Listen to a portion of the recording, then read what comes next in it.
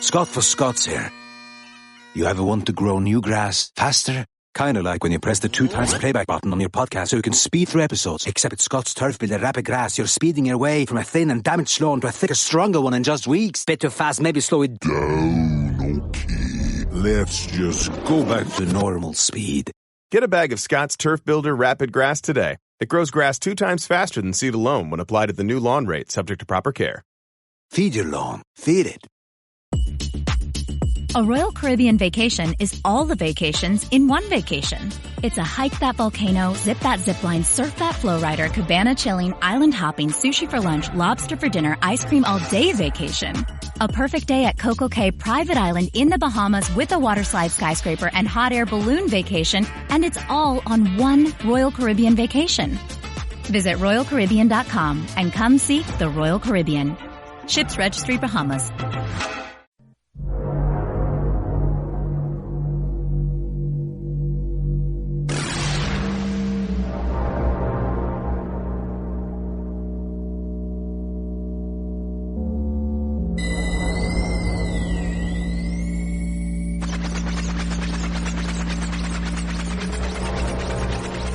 Welcome to the family here on Purple Mafia, episode number 57 today, Monday, January 25th, 2010.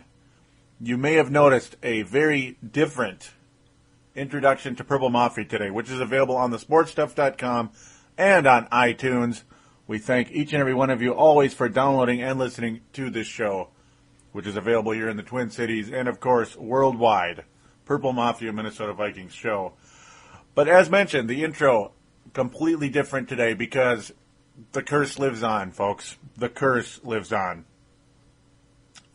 And, of course, that's what that music sounded like, as Dracula reviving again. It just lives forever, you know, like in the video games, Castlevania's. It just lives on, folks. The curse of 69 lives on. What is the curse of 69? Well, of course, Super Bowl number 4. Minnesota and Kansas City. We're going to talk a little bit about that today. Not let the show get too long with that, but you get the idea. I mean, it lives on. It's been a 40-year curse. That is when this all began, when the Vikings could not defeat the Kansas City Chiefs, when they were 18-point favorites 40 years ago. 40 years ago, the 1969 season with Joe Cap at quarterback. Oh, it never ends. The devastation never seems to end for us here in the Twin Cities, and it has really taken its toll. And last night was absolutely the epiphany of what the Viking curse has been. The curse of 69, or Super Bowl 4, or whatever you want to call it. The curse of Len Dawson. 98 absolutely was that. I mean, how could you not say 98 wasn't a curse? How can you not? A 15-1 team losing in the Dome? That's unheard of.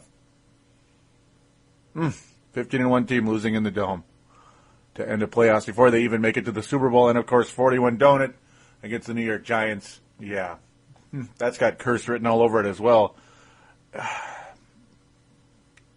It's Chicago Cubs-like, folks. Last night was Chicago Cubs-esque of curse. I mean, you can't make it up. It's endless.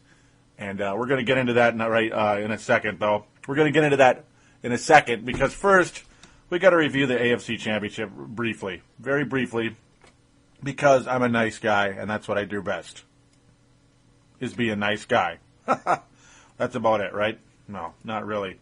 Well, because we're going to preview the Super Bowl as well today. That'll be like the final topic. And I also want to mention real quick, so I'll say it really early in the show to get you guys to wake up. I won't be doing a show next week unless there are call-ins. Otherwise, I will take a break. And if there are call-ins, please have them in to 209-736-7877. 209-736-7877. Have them in by next Monday before 2 p.m. Central Time. So if you live in California, which is a hint to some people, to somebody out there, that would be noon your time, of course, on Monday next week, because I plan to do the show in the afternoon. I like to have things prepared and ready to go. If I'm going to do a show next week, if there's no call-ins, then I'm going to take a break, and that's just fine with me because this has been it's been a long tolling year, I do 3 podcasts, so you get the idea. And unless Viking news breaks, Brett Favre retires, or or whatever, he comes back. But yeah, we'll get into that in a second here. Let's just get this New York Jets and Indianapolis Colts game out of the way. Yeah, I picked the New York Jets to win the game, if you heard me on NFL East to West, which I will return one more time. At least one more time, maybe 2 more. NFL East to West, which is also available on the sportstuff.com. Yep, all of us were all on there. Dylan Richardson and Jim Towers. But yeah, I didn't even actually make a pick, I believe. Well, I might have picked the Colts on this show. I don't know. I'm weird. I tend to change my mind. Yep. Well, Matt Stouffer is going to be the oldest player to ever play in the Super Bowl. The Colts kicker at age 42, as he had several kicks yesterday, but they were all pretty close. 25, 19 yard, not much going on there. And they didn't really need any they didn't need any major kick late in the game, which would have been nice if the Vikings had the opportunity to do that yesterday, by the way. Because, did they get that opportunity? No. Yep, as good old Simon would say. Good old Simon. That's where I got the name Palladino Joe. He was on Sub Penny Radio. There's a little information for you out there that might care about that. Some of you might, most of you don't. Okay, let's move on. We're going to get to the Viking game in a second. I promise. Just kind of a brief deal here. The New York Jets did not beat the Indianapolis Colts. It looked like they were going to. The first quarter was a lot of nothing. The second quarter, when Braylon Edwards breaking loose, it was pretty exciting for the New York Jets. And it was like, oh my, here they come. Here come the Jets. The Colts keep it slightly interesting, but then the Jets get another play, get another touchdown, 14-6. Then they make it 17-6 and a 48-yard field goal by Jay Feely. And, the way the Jets play defense and the way the Colts choke in the postseason, we'll keep our shots away from that for now, if you can kind of guess where I'm leaning. But yeah, the way the Colts generally choke in the postseason, despite having maybe the best quarterback in all of football, who wouldn't have thought the New York Jets were going to win this game? Well, Peyton Manning said enough's enough. You could just see the look on his eye when the New York Jets started taking those big leads. He was ready to kill. He looked like he wanted to kill somebody. And the man from New Orleans, of course, son of Archie Manning, former New Orleans Saint, long-term, and short-term Minnesota Viking. Believe it or not, Peyton Manning lived in Minnesota for a year, when he was a kid. Yeah, very interesting stuff for you out there. Some of you might know that, some of you don't. Some of you that are out of town probably don't, because that was the very tail end of Archie Manning's career. Not nearly as successful as Brett Favre's season. Yeah, Brett Favre was the least of our problems yesterday, by the way. He was the least of our problems despite... you know what I'm getting at. We'll get there. Peyton Manning, though, he just took over the game, and right now, right now, I wouldn't be surprised if the Colts take the New Orleans Saints in the Super Bowl. That's where I lean right now, but I'm just going to get off that game. The Colts just took over and won it, and that's all that matters. We're going to get to Viking football right now. This game, folks, was, like I said, very Chicago Cubs-esque. It got off to a really nice start. You could see you could just see the talent level of both teams really showing their true colors early on. Vikings score on the opening drive, make it look fairly easy. Adrian Peterson breaking loose twice on the play and eventually going for the touchdown. That's when you said, hey, we are going to win this football game because Adrian Peterson is finally breaking through. It's not 2 yards in a cloud of dust, as the common man would say on KFAN. It's not 2 yards in a cloud of dust finally. Adrian Peterson is finally starting to break loose. But what was the thing I kept talking about over and over and over and over and over and over throughout the season? If Adrian Peterson does not somehow, some way, cure whatever his problem is with fumbling, I don't know what it is, and they need to study the video. It's their job to do it. It's their job to do it because I was saying, he's going to fumble in a big, big, big playoff game, and it's going to kill us. It's going to kill us, or it's going to put us in position to get killed, basically. Maybe we'll get bailed out and win the game, but still, it's a risk that you gotta fix. You gotta fix it, man. This is like a leaking radiator on a car. You know, you can only drive with that so long before the car blows up, right? I mean, you gotta fix the problem. You gotta fix it. This is unbelievable because you know what? Yeah, Adrian Peterson fumbled 3 times officially. 2 of them were recovered, believe it or not, but the fourth time he really was his fault, was counted to Brett Favre in the handoff exchange. Yeah, we're getting to that in a sec. The defense was disappointing early on, at least really early.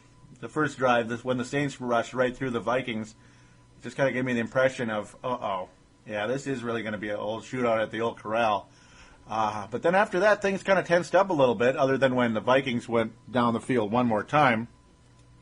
Favre did just a phenomenal job getting the Vikings up the field. Though, to be honest, on the second deal, there were a few calls that went the Vikings' way early on. Quite a few calls that went the Vikings' way early on. A couple of dumb-ass penalties by the New Orleans Saints, and, kind of borderline calls, I guess we'll say. The roughing the passer, stuff like that along the way. But, hey, we'll take it. I mean, you have a quarterback named Brett Favre. He's going to get more calls than any other quarterback probably in the NFL. Joe Montana's not playing anymore. I mean, guys like that are going to get calls, folks. They're just going to. But the Vikings made it look really easy, and it's like, yeah, I think we're going to win this football game, 14-7, especially when the Vikings defense stopped the New Orleans Saints on the next play. You figure, here we go. Here come the Vikings. Let's do it. And that's when the trouble started. You could just hear it in my voice. Yeah. Here come the Vikings. Well, this was the first fumble by Peterson. I mean, it just flew right out of his hand. It just flew forward like you couldn't believe it. The Vikings were driving again. It looked like we had a chance at something, but there was nothing to it. And then the two teams exchanged a few punting drives along the way after that, and it was pretty exciting for the Vikings. But then this was when there was another big fumble. Or this was actually the fumble where they lost it, excuse me. This was the fumble where the Vikings lost it. And Drew Brees was able to hit Devery Henderson to tie the game. Made that look pretty easy. Made that look awfully easy. And then the score just stayed tied after that, 14-14. This was in the second quarter. And the team started to struggle offensively a little bit. But here was the thing, though. Brett Favre was constantly getting nailed. He didn't get sacked. No quarterback sacks were recorded in this game by either team. But here's the problem. Brett Favre was hit over 15 times in this game. Drew Brees didn't get hit until late in the fourth quarter. I mean, really late in the fourth quarter when it was like there was no time left in the game anyway, and the Saints were just basically running the clock out to go to overtime. That's basically all it was, pretty much. That's when the Vikings were hitting Drew Brees. The Vikings just struggled mightily in this game, but yeah, as we're in the first half, you're finishing up the first half, the Vikings got the gift of all time when the man who destroyed the Vikings last year, even though they won the game, with 2 special team touchdowns. Yeah, Reggie Bush, 2 special team touchdowns. Gives the Vikings the ball on the 10-yard line with about, 2 minutes, I believe. You got about 2 minutes left in the game. Or, excuse me, the first half. About that, or maybe about a minute left. I can't remember exactly. I didn't write down the exact time. It's not really important, really, when you think about it. About a minute left. Now I remember. It was really getting to the end. But the Vikings had first and goal given to them. Just handed to them. And on the very first play, the Vikings give it to a guy who's scored touchdowns, making it look fairly easy for the Vikings. He made it look pretty easy, man. Except the whole problem is, can this guy hang on to the ball? No, he can't. The ball just flew right out of... Immediately, the Vikings had a chance to score a touchdown, and they give it right back to the Saints. I mean, you get a gift like that, and you can't score, and you just literally give the ball right back. It's just like, do you want to win this game? Or, I mean, can someone fill me in or what? But, I mean... Oh, come on, man. I was with Paul Tuna versus Caniff last night, of course, watching the game on his nice TV, and this is what he had to say about that play. Oh, my God! Yeah, and guess what, folks? That's exactly what he said. That's what makes that funny. That's exactly what he said. That's exactly how he said it. And I think a lot of Minnesota fans said that as well. Luckily for the Vikings, yeah, it was on the 10, and it wasn't like we gave them the ball, the Saints the ball, on the goal line, on the other side of the field. But I'm telling you, the Saints gave us a gift, and we could not capitalize because we can't hang on to the ball. You can't hang on to the ball. Adrian Peterson cannot hang on to the ball. Unbelievable. Just unbelievable. And that was absolutely... it's just... I can't even find the words. I'm like confused with frustration. I couldn't even sleep last night. And I'm sure the coaches couldn't and the players couldn't either because this was just so painful. These turnovers were just so devastating for this team. And, yeah, you could see it in Peterson's eyes at the end of the game, but we'll continue. I always get ahead of myself, and that's not good. But the Saints' opening drive in that second half, boy, was that ever telling. My goodness. Because guess what, folks? The special teams for the Vikings had been okay so far, right? They'd been okay. So guess what? We got a little spoiled, didn't we? Yep, just a little bit. Because Roby returned the ball 61 yards. And it was like, oh boy. The Vikings had not given up the lead. It was either tied or the Vikings were ahead. They have never trailed in this game. And that's why I was so utterly encouraged. I was so encouraged by that. But, yeah, you're going to get a lot of long pauses from me in this show because this was just one of those deals. It just was. It was very Bartman-like, very Chicago Cubs-like. Though this time it wasn't fan interference. The Vikings just interfered on themselves several times. And, yeah, very good defense by New Orleans in terms of forcing turnovers. But you get the idea. Roby returning at 61 yards, and it's like, oh boy, not special teams troubles again. Luckily, this would be this was one of the biggest returns. Yeah, Thomas had a nice return also a little later, Pierre Thomas. But yeah, Roby had the big one here. The Saints were suddenly on the Vikings, 39? They were on the 39. The kickoff was all the way in the end zone, and Roby was able to take it 61 yards. Oh, very, very hard to accept. And then the Saints, 2 plays later, they're able to score, and a nice give to Pierre Thomas. He just ran right through defenders. He just ran right through them, no problem. And he didn't have any problem hanging on to the football either. Just scampered 12 yards after a nice completion from Drew Brees, making it look easy. Like Brees made it look fairly easy all night, to be honest. Yeah, Pierre Thomas was a 9-yard run, but still, he just bounced right through everybody and went right in. And suddenly 21-14, New Orleans. But luckily, the Vikings came right back to work. A fairly time-consuming drive, and the Vikings had the ball so much in this game that they were in position to win this game if they could only just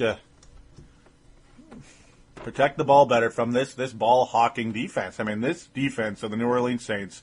I mean, I wanted to come on here and say we were flat out the better team that outplayed the New Orleans Saints, but no, I mean, we didn't flat out outplay the New Orleans Saints. We could have if we protected the ball properly. Yes, the score would have been about 42-28. Sure. And that's even if we fumbled 2 times or so, maybe two times or so. Yeah. It would have been 42-28 Minnesota. We would have coasted and would have been fairly confident going against Indianapolis. No guarantee. Again, like I said last week, no guarantee. But, yeah. I think the Vikings are the better team. And, but they weren't, they were so good at protecting the ball. Outside of Adrian Peterson, the Vikings were one of the best teams in the league at protecting the ball this year. And this was one of the worst performances in history, in postseason history, in terms of protecting the ball. This was unbelievable. It really was. But the Vikings offense looked fairly solid other than that in the second half. But, yeah, every time Favre was getting knocked down and almost getting hurt, I mean, literally he was carted, or almost, I almost thought he was going to get carted off the field on the play where he hurt his ankle. Took the Vikings down the field. Now, this was after Adrian Peterson and the Vikings were able to complete a drive. They actually hung on to the ball this time and tied the game up. Vikings were trying frantically to take the lead at this point. They had a chance. But then Bernard Berrien, who had such a good game, he fumbles on, was it the 20-yard line for the Saints? He fumbles. This was after Peterson had fumbled, I believe it was 2 or 3 times. I can't remember exactly when. It doesn't really matter at what point. It just matters that the fumbles happened and the Vikings didn't win the game.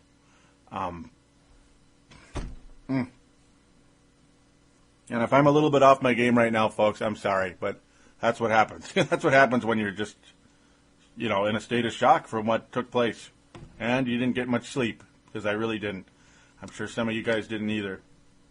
It's that kind of game. It just keeps you up because you keep thinking about this and this and this, every little nook and cranny that happened, and how we were 5 yards away from the Super Bowl. It's just, that's the way it was. That's what kind of game it was. But yeah, we tie the game up. Yeah, Peterson fumbles again, and this time it was louder. Oh my God! Yep, that was louder this time, folks. Peterson fumbles again. No, this was not Peterson. This was Harvin. Excuse me. This was Percy Harvin. Excuse me. And on the very previous play, he was fumbling the ball and just picked it back and pulled it back to himself, right? Percy Harvin. So not only did Adrian Peterson fumble, Bernard Berrien fumble, but now Percy Harvin fumbled. This was his second fumble. This was the one he lost. The Saints had the ball on the 20. And again, forgive me for kind of going back and forth on who fumbled when and where. But yeah, this was a big one. Harvin fumbles in the Saints' red zone. And like clockwork, here come the Saints. About 2 plays, and it was a pass to Reggie Bush. And yes, he cleared the pylon. We did not get screwed by the refs. Though you could say we kind of did on the Pierre Thomas touchdown, as I backtrack a tiny bit. His knee was down, but the way the Saints offense was clicking at that point and the Vikings defense was not clicking, at least on that particular drive, they would have scored anyway, most likely. I mean, let's be honest. It would have been first down anyway. So let's not kid ourselves. It was a first down. What was it, 3rd and 1 or something, and Pierre Thomas just went right up the middle and scored. Yeah. But yes, Reggie Bush was over the pylon, and we got a lot of calls our way in this game. I can't blame it on the refs, and I can't even blame it on Brett Favre, because you know what? Because now we're going to get to it right now. This man put the Vikings in this position. He gave us hope. He made us dream. He allowed us to dream and to believe that this team had a chance to go to the Super Bowl this year. Last year, with Tavares Jackson as the starting quarterback in the Metrodome, yeah, it was a home game, a whole playoff game. You usually think, regardless of who we're playing, you still got a chance. It's a home game. We're wearing the purple. Yeah, well, that doesn't really matter, but it's the fact that we're in the dome with our fans, and the team is pumped up, and the other team is going to get a little flustered. Yeah. I had almost no hope. I had almost no dream whatsoever of the Vikings getting anywhere last year with Tavares Jackson as the starting quarterback. But unfortunately, both quarterback seasons ended with really bad plays. Really historically bad plays. And this was after, Favre recovered from that injury, was getting back up. There are some conflicting reports that Brett Favre kind of dramatized a bit. But no, when you watch the replay of what happened, he was hurt. He was hurt. He may have dramatized a little bit, but he clearly was hurt. There's no doubt about it that this guy is the biggest warrior at the quarterback position that you will ever see. You will ever see, not only in a Vikings uniform, but in an NFL uniform. This guy is a legend. And he's not perfect. He threw a dumb interception earlier to Vilma. Just a dumb interception. He threw in coverage way too much in this game, and he could have had about 3 or 4 interceptions. A couple of them bounced right off the Saints secondary. He's trying to force plays into Sidney Rice quite a bit in this game because for one, he's throwing confidence in Sidney Rice, but he also just wants to force a play, a la Warren Moon, Mr. Turnover Warren Moon. But people out there are saying that's just Brett being Brett, costing the Vikings the game. Oh, how fitting is it that Brett Favre would throw an interception and the game would end? Yeah. And again, I'm getting ahead of myself, but that's how it's going to be. That's how it's going to be. But yes, as the Vikings did tie it up, they were able to stymie the New Orleans Saints. With 2.5 minutes left in the game, Brett Favre had the ball. With the Vikings had the ball with Brett Favre at the helm. Adrian Peterson was able to break loose a couple times, and he held on to the ball. This was after he'd fumbled 3 times. Chester Taylor, though, was really the big key. Chester Taylor, when he had to replace Peterson several times in the game after those fumbles, and near fumbles and all that good stuff, as the Vikings got lucky on a couple of them. One that rolled forward, and Adrian Peterson himself recovered it. And again, forgive me for bouncing around so much, but the game bounced around. What do you expect? I mean, I'm not going to... It's just... There were so many details in this game. It would be a Bible if I took every note of the whole game. It'd be a Bible because so much happened in this game. It was off the charts. But these plays, this game was one of those historic games. And it's like I said coming into this game, though, that this game would not go without being crazy, that it would be a little sloppy. Every time we play New Orleans, crazy stuff happens. But, yeah. Chester Taylor did a wonderful job for the Vikings in this game, and he's in a contract year, and one way or another, someone's going to want him if we're not able to keep him salary cap-wise, or if he wants, for whatever reason, to have a chance to start. I don't blame him for that. He is a starting running back in the NFL for a good, decent number of teams. Not every team, but a good, decent number. And he didn't fumble. So many guys joined in the fumble category in this game, but not Chester Taylor. You had Adrian Peterson with 3 officially. Should have been 4. Favre officially with 1, but that was not his fault on that end of the half play. Man. Just thinking about that drives me insane. It would have changed the game. Game-changing play, folks. Reggie Bush screwed up. Their confidence would have been not nearly what it was in that second half. Not even close. But...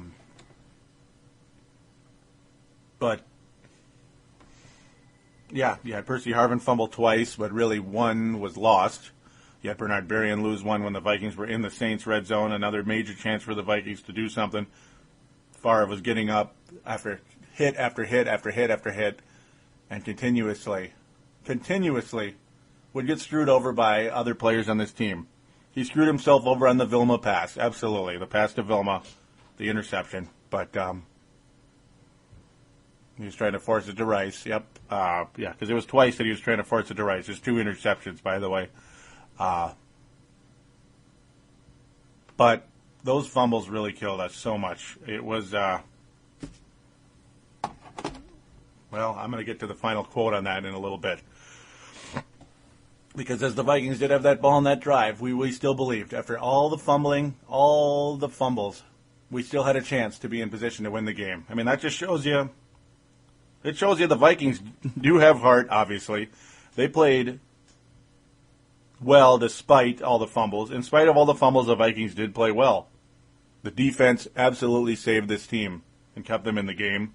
And the offense played good enough to make us believe. They played good enough to make us believe. But with the Vikings at the 35, I stood up and my heart was pounding so much, folks. It was pounding. And...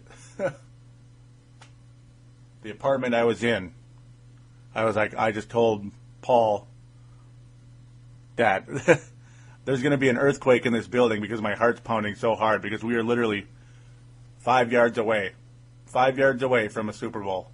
We are 5 yards away. Just a couple of nice run plays, and we'll see if we are literally 1 field goal away from a Super Bowl here.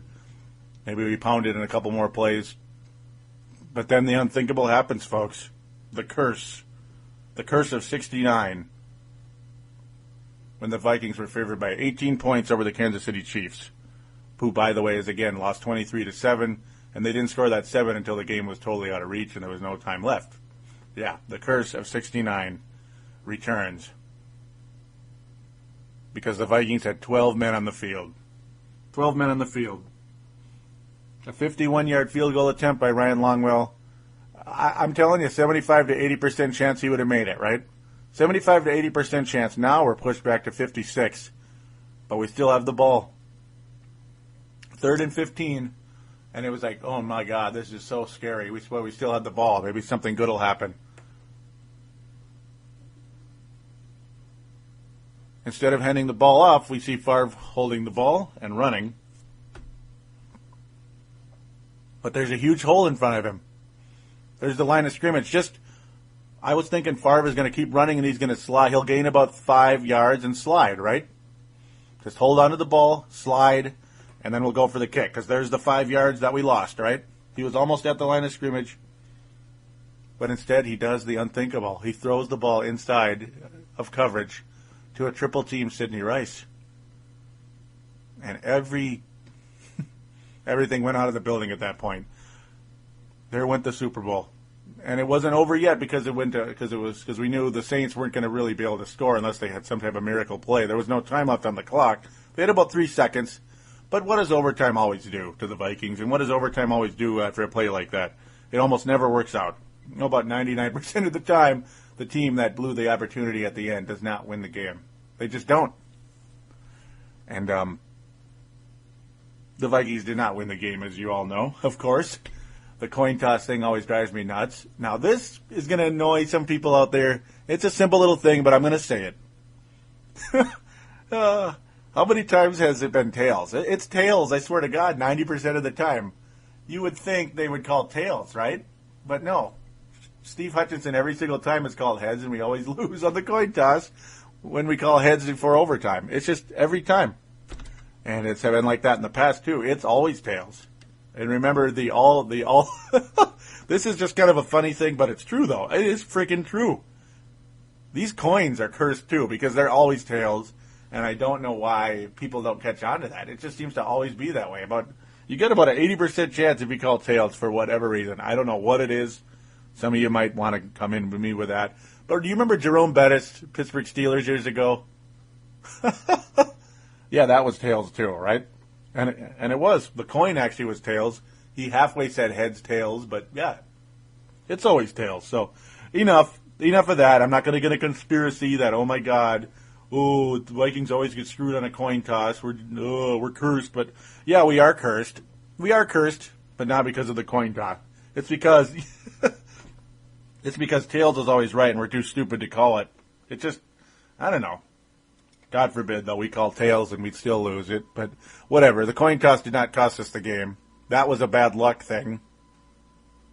It's a gamble one way or another. Technically, it's 50-50. But when you're the Vikings going into overtime in a big game, it ain't 50-50, folks, because the curse of 69 reigns supreme until this team can do something about it. But we're not quite at that point yet. That part of our conversation yet. But, yeah. When you saw the Saints get the coin toss, you just knew they're going to do something. And, of course, the kick return. This was by Pierre Thomas, excuse me. This was it was a 40-yard return. It's like, why does the special teams have to screw us every time? And they had a decent game at times, but when you need a good stop of some kind, and God forbid, maybe the turnover of legends, yes, and that's what it would be, the curse would end right there on the spot if there was a turnover. That's how you lift a curse. Granted, actually, the curse isn't lifted until the Vikings win a Super Bowl, but you get the idea. That would be a sign that the curse could be lifting. No. It was a nice long return by Pierre Thomas. Saints get a couple calls to go their way that were fairly close. And in the end, there's about a 60% chance it was the right call. And I'd say, yeah, probably. I was too pissed off and too much in a daze at that point because you could just feel the Super Bowl slipping out of our hands. I mean, you could see it. I could almost touch it. It was just like, it's just like in the movies when you see something right in front of you, you can almost touch it, and all of a sudden, it's gone. It's gone. And the worst part about it is, you don't never get it back. At least this game, this particular game, it ain't never coming back. It's gone, and we're back to 0-0 again. We're back to 0-0. It's just, that is the worst feeling in the world. And all you Viking fans out there that are feeling it right now, I'm with you. I'm right with you as much as anybody else. And I'm sure the coaches of the Vikings are as well. Because you know what, ladies and gentlemen? The coaches did not lose the game for the Vikings. The players lost the game. Adrian Peterson was one of the biggest disappointments in a playoff game, and this is one thing we could see coming. And it's not because I said, oh, he's going to screw us over one day. I didn't jinx him. He jinxed himself, and he needs to do something about it immediately. He needs to. Oh, and by the way, the Saints won in a field goal. But, yeah, well, we don't need to even get into that anymore. Yeah, no, we really don't. Obviously, you knew that already, like because you probably watched it and it's replayed in your head about 1 billion times, even though you already knew it was over after the Favre interception. But and we're going to cover a few other things as well. Brett Favre retirement talk and Pat Williams talk. Yeah, Pat Williams. That's why this could have been our final chance of all time, folks. Maybe not all time, but final chance for a long time, depending on what pieces fall in place. Copyright Brett Favre. Pieces are in place. I'm not so sure how many pieces are going to be in place in the coming years here. Yeah, it just sucks. 98 was, 11 years ago? 2000 was 9 years ago. That game was over after 2 kickoffs, 14-0. But, yeah, 98. Yeah. It's like you just know you're not going to get right back in that game again right away. Yeah, now the Vikings did within 2 years with Culpepper, but then that game was over after 2 kickoffs, and now it's been 9 years. And the Vikings have faced very frustrating football. And was it 0-1? Yep, 0-1 was really bad. 0-2 was really bad. 0-3 and 4 were okay, but below the mediocre teams at best, who didn't really have much fire. 0-5, a pretty fiery team after a horrible start and all that love boat crap. 0-6 was really bad. 0-7 was weak. 0-8 was okay, but not a very dangerous team in my opinion. Some of you might disagree, but I don't know why you would. And 0-9 was the pieces were in place. This was a win-now situation. And unfortunately, well, this wasn't meant to be. Just wasn't meant to be, as you all know. My final take on Adrian Peterson. So I'm going to get to him first real quick. My little final take on Adrian Peterson. This guy, the thing he needs to do, in my opinion, and I think, a player he needs to emulate, he needs to study, he should contact somehow if the man wants a chance to, if the man wants to help out a young superstar running back, because he was a young superstar running back at one point, is Marshall Faulk. Adrian Peterson needs to get in touch with Marshall Faulk, or at least watch extensive video on Marshall Faulk, because you know what? That guy did not fumble. He did not fumble. And he needs to somehow learn and emulate what Marshall Faulk did to prevent the fumble, to prevent the turnover. The guy was unbelievable at protecting the ball. One of the greatest of all time. All time. And you know what? There was another pretty damn good running back here in Minnesota that also never fumbled, and contacting him probably wouldn't hurt either. Robert Smith. Robert Smith never fumbled the ball. Once in a blue moon. Of course, it was always at the worst time in history possible, but you know what I mean. He never fumbled the ball. Adrian Peterson fumbles in regulation, in the preseason, in the regular season, and in the postseason, and it's strange, folks. It's strange.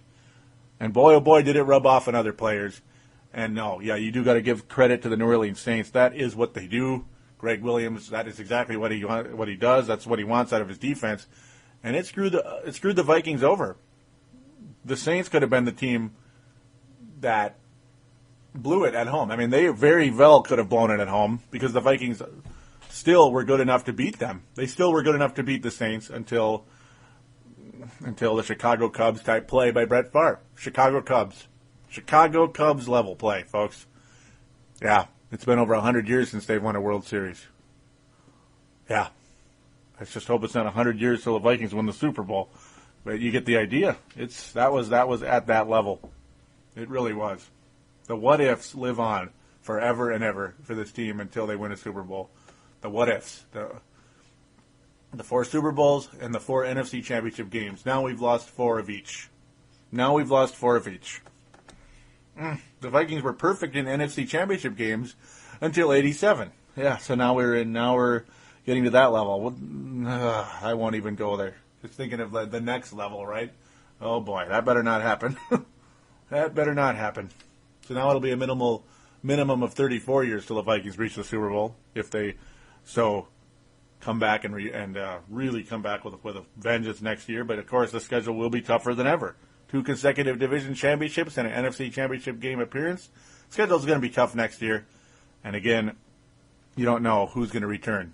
You don't know who's going to return and who isn't, including the starting quarterback. Brett Favre's going to be the final topic. But real quick before I segue into Pat Williams, a couple more things, though. A couple more little bits and pieces to get to. Because, of course, I'm done reviewing the game. Now I'm getting into individual players and what's, my analysis of what's going on here. Percy Harvin. Yeah, Offensive Rookie of the Year for 2009, right? But this guy is the most inconsistent player. I don't know. I mean, he drives me insane. And by the way, what is the obsession with throwing deep to Percy Harvin? It has not worked a single time. That is just, it needs to go out the door. There is no deep play to Percy Harvin. He's too short. He is too short. He can't get to it. He just can't. The ball is always overthrown to Percy Harvin. And, of course, he never jumps either. He never jumps. He's always just running and just watching the ball sail over his head because he's too damn short to catch the ball. It's just, the coverage is always too good. Percy Harvin, you throw the ball to Percy Harvin, it is an underneath play. The guy is a borderline running back. Would you see the Vikings would you see a quarterback cock back and throw it to Emmitt Smith or somebody like that, or to Chester Taylor? See, now Adrian Peterson's taller, but still, you get the idea. A running back type player, you don't heave a sailing pass to a short player like that. You throw that to a Sidney Rice. But no, as I'm going to say, it's feast or famine with Percy Harvin. This whole headache thing is ridiculous. It's ridiculous. It's like there's a headache one week. He's sick this week. It's a headache this week. Oh, and he had a return touchdown, and he had a big play the following week. But then it's a headache again.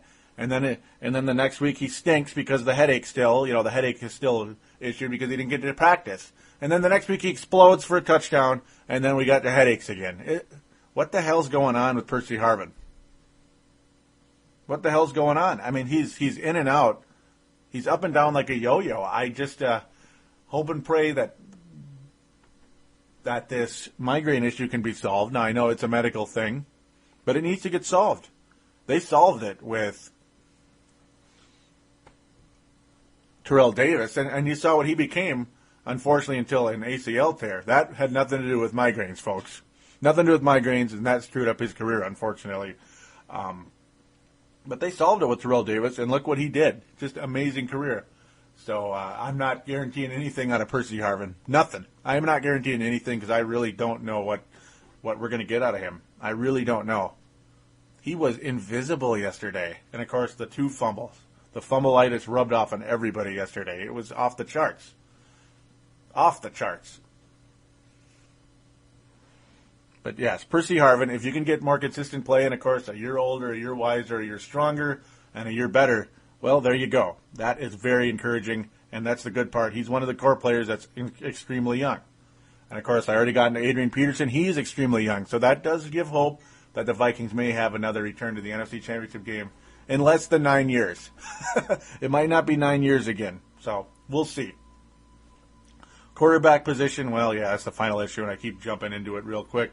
Tight end, well, yeah, you got Visanthe Shenko. He looks fantastic. I'm really excited, and that's all I'm going to say. I'm really impressed with him, and keep him as long as possible. That's all I got to say about Visanthe. The O-line, the other good thing about that is, well, John Sullivan, Phil Oldholt, and Bryant McKinney will be a year older and wiser, and you hope that they can come in and improve. They were good at times, and they were bad at times in this season. They really were. Steve Hutchinson will hopefully be healthier next year. He was hurt pretty much the whole year. Off and on was hurt pretty much the whole year. He played through it, but he wasn't the same player that he's been. Still a Pro Bowler and all that, but, when a guy's hurt, he's just not going to play at his elite level. It's just a fact. So there's your deal with the offensive line. You hope the Vikings can get another piece on that O-line via draft or free agency, and I think the Vikings should absolutely do that. Wide receiver, of course, looks good for now, but I wouldn't mind another one. I wouldn't mind one more young guy. Who knows? I'll just leave it at that. But The safeties definitely need to be addressed. It doesn't look too good. Antoine Winfield, wow. I don't know. He's been reduced to a nickelback role because of the injury, and it's like you wonder what's going to happen now. I mean, the injury lasted so long, it's unbelievable. How long is that going to linger? Is he done or what? I mean, yeah, the Vikings need to definitely work on the secondary, the safeties, and the cornerbacks. The secondary's not looking so good. And, of course, Cedric Griffin getting hurt last night didn't help either because he was the best of the bunch. Asher Allen looks terrible. He does. Asher Allen looks terrible. And, again, you just hope that another offseason under his belt, he can get better. But we'll see. I'm just not impressed at all. Benny Sabb looks okay. We'll see what goes on with that. As I just continue to ramble on. But that's pretty much the main idea, though, when you kind of put a bow on the Viking season and what we need to look at.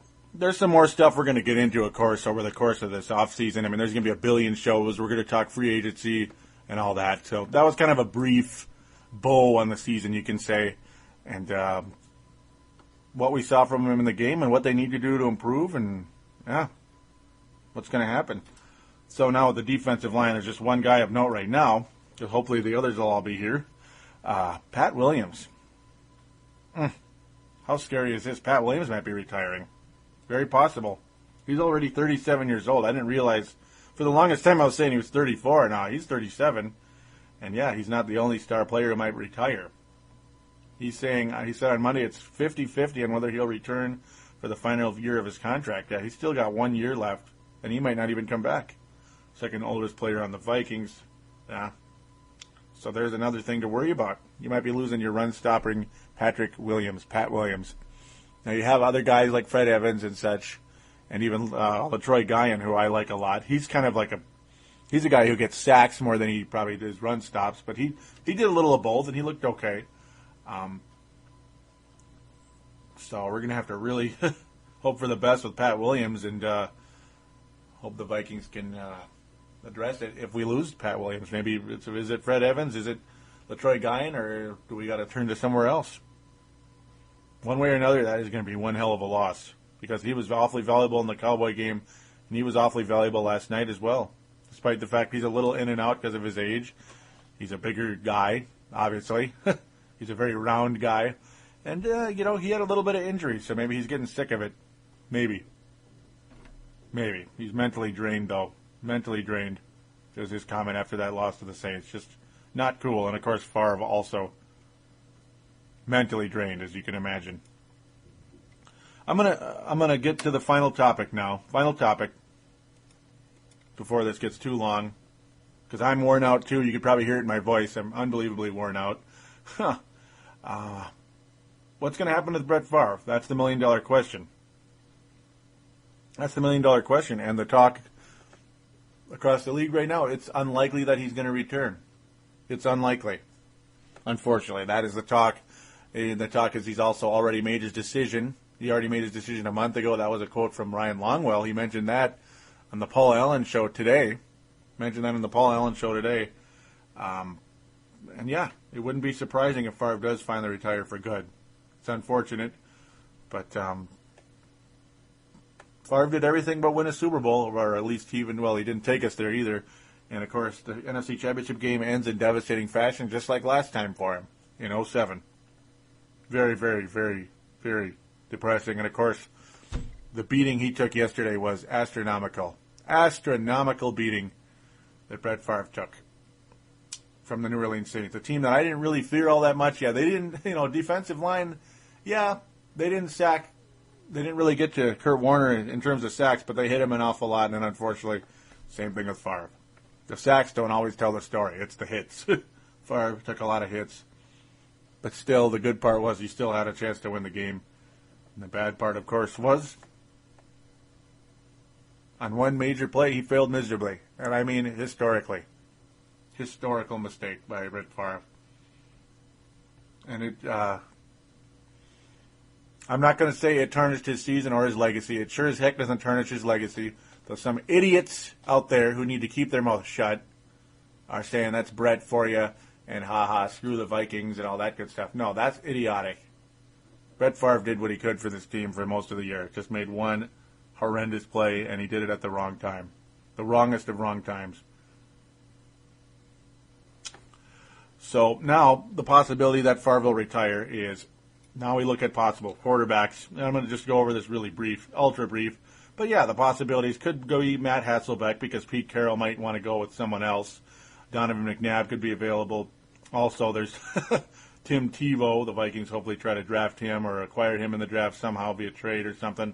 Or McCoy. That's, of course, the Texas quarterback. I wouldn't mind that, but, again, pipe dream, I think. Like, we went through all this last year. The Vikings got fortunate that Brett Favre did decide to return and come here. But, again, at 40 years old, how much longer is he going to play? How much longer is he going to play? Obviously, it would just be one last year. And how good would he be? Is he gonna ever be able to do 33-7 again? I doubt that. I truly doubt it. And, of course, he also might lose Chester Taylor. Very possible.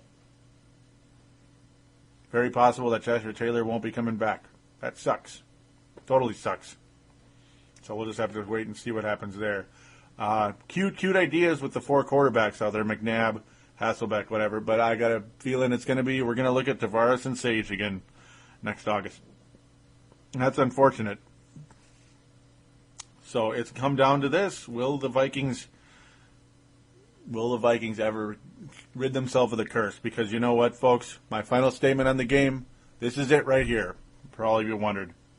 This game as a whole, and again, it does not focus on any one single player, but this game will go down as one of the biggest foul-ups of all time.